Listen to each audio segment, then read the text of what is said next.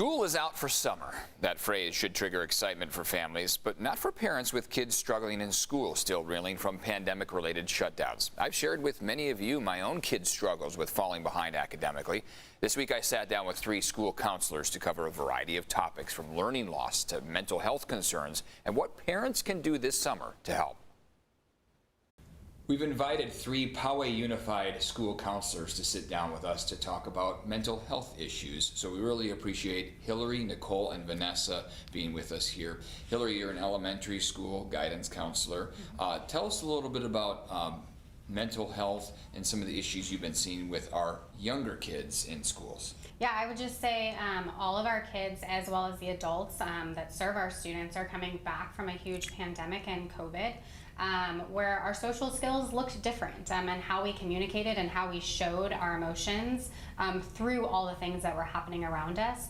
So I would say the biggest thing is kind of reacclimating to what that looks like on campus. Nicole, as a middle school counselor, you're dealing with a tough age group. There's a lot of changes happening in our middle school age kids. What have you noticed as far as any mental health concerns, post-pandemic here, and potentially some learning loss and the impact on our kids' mental health in the middle school years? Well, Eric, I think you nailed it. I was going to start with middle school is just kind of a wild time to begin with all the hormones and trying to figure out where they fit socially. And I think before the pandemic, and even more so after the pandemic, we're seeing more of those behaviors and students trying to connect and trying to find who they are and which group of students that they want to be a part of, I think was huge. And Vanessa, at the high school level, these are kids that are getting close to being adults here, and how have they been dealing with some of the mental health issues and concerns? Well, I think they feel like they need to be adults at this point, because they feel like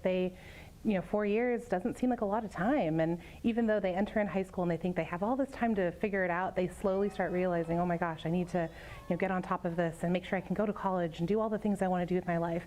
And so sometimes they neglect their mental health concerns or their own self-care, because they feel like it's so high stakes. Like college is just around the corner, and how do I prepare for that?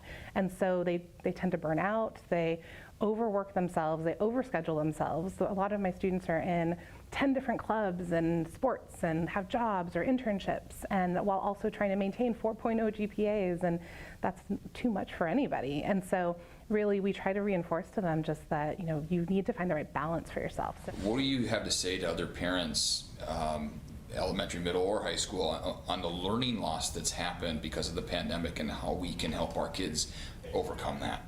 Yeah, I would say you're not alone. I would say it's definitely across the board. Brought awareness to mental health and seeing everyone as a whole person, right? So sometimes, yes, academics is super important, but seeing how we can give them those problem-solving skills and how we can emotionally regulate. I really appreciate all the work you have done, especially over the past few years, helping guide our children and keep them on the right, successful track. So we really appreciate you sitting down with us. Thanks for having us. This school year, the counselors tell us they had a 50% increase in discussions with students regarding suicide compared to a normal year. Turns out during the pandemic, many kids witnessed their parents fighting or going through a divorce. The school counselors urge parents to continually ask their kids how they're feeling. To see our extended 11-minute conversation with the 3 school counselors, click on this story at cbs8.com.